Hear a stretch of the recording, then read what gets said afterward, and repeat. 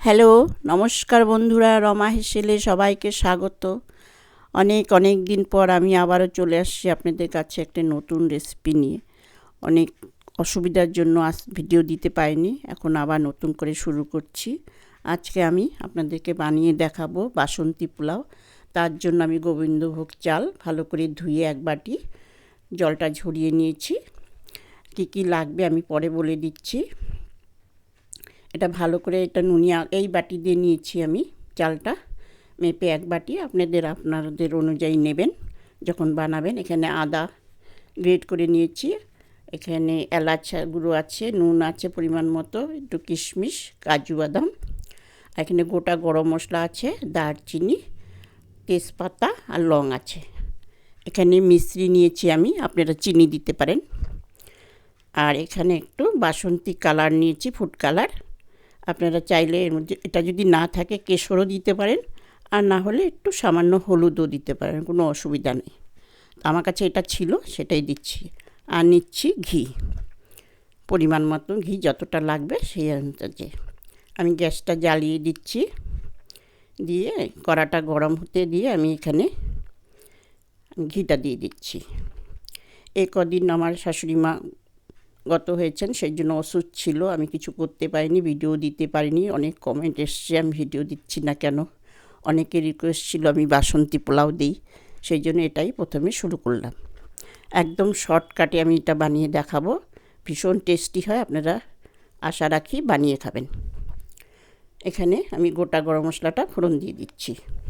আমি এখানে এলাচ নিই, আমার গোটা এলাচ ছিল না, সেই জন্য আমি গুঁড়ো নিয়েছি। আপনারা এখানে গোটা এলাচ দিতে পারেন। তো এটা গরম হোক, এখানে আমি কাজুটা একটু দিয়ে দিচ্ছি, একটু ভেজে নেব কাজুটা, খুব তাড়াতাড়ি হয়ে যাবে। এটা গোবিন্দভোগ চালও বলে, নুনিয়া আতপও বলে। তো আপনাদের পরিমাণ অনুযায়ী চালটা নেবেন। তো এটা আমি একটু ভেজে নিচ্ছি।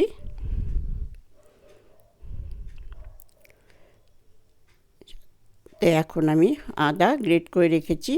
আপনারা, আমার সময় অভাবের জন্য আমি গ্রেট করে নিয়েছি তাড়াতাড়ি করার জন্য। আপনারা বাটা হলে ভালো হয়, বেটেই দেবেন। সময় যদি থাকে বেটে দেবেন, বেটে দিলে ভালো হয়।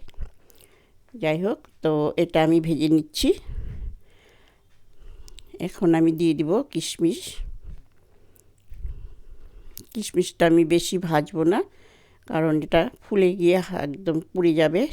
হালকা ভেজে নেব, শুধু ঘিয়ের গন্ধটা আসার জন্য।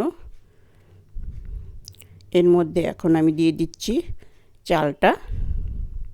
একদম জলটা ঝরিয়ে নেবেন, ধুয়ে ভালো করে ধুয়ে জলটা ঝরিয়ে নিতে হবে, জল যেন না থাকে। চালটা ভাজতে হবে তো, সেই জন্য। পরে তো আমরা জল দেবই, কিন্তু আগে আমার চালটা ভাজার জন্য জলটা ঝরিয়ে নিতে হবে। সুন্দর করে একটু ভেজে নেব। এটা আমার ভাজা হয়ে গেছে, আর খুব তাড়াতাড়ি হয়ে যায়, এটা বেশি টাইম লাগে না। আর আমি যে কোনো রেসিপি দিচ্ছি সব কিন্তু খুব চটজলদি। এখানে আমি কিন্তু গরম জল দিচ্ছি, আপনারাও গরম জলটাই দেবেন। আর আমি আন্দাজে দিচ্ছি, এখানে আমি এক বাটি চাল নিয়েছি, সেই জন্য আমি এখানে জল দিব 2 বাটি। আপনারা সেই পরিমাণ মতন দেবেন, যে বাটি দিয়ে চালটা নেবেন সেই বাটি দিয়ে অনুযায়ী মাপ জলটা দেবেন, কেন আমাকে জলটা এর মধ্যেই শুকিয়ে যাবে। এখন এটা আমি নেড়ে দিয়ে ভালো করে সামান্য একটু আর একটু দিয়ে দিলাম। এটা আমি ঢাকা দিয়ে দিচ্ছি। এখন একটু চালটা সামান্য ফুটবে।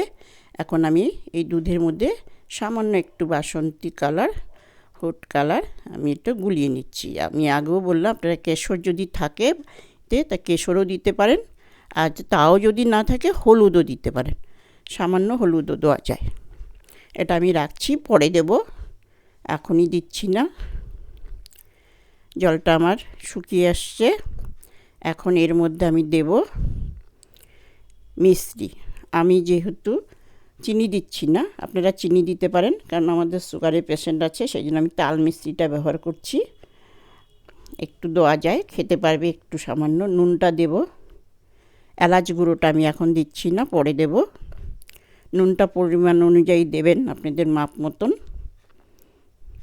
দিয়ে একটু ভালো করে নেড়ে চেড়ে এখন আমি এর মধ্যে দিয়ে দেব ফুড কালারটা। দেখুন কত তাড়াতাড়ি হয়ে যায়। অনেক দিন পর দিচ্ছি রেসিপি, জোগাড় করতেও সময় লাগে, সেই জন্য দেওয়া হচ্ছে না।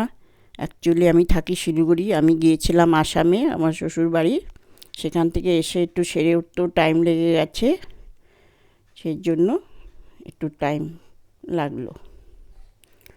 তো এখন আমি এটাকে ভালো করে একটুখানি শুকোতে দেব আবারও, দিয়ে তারপর আমি এর মধ্যে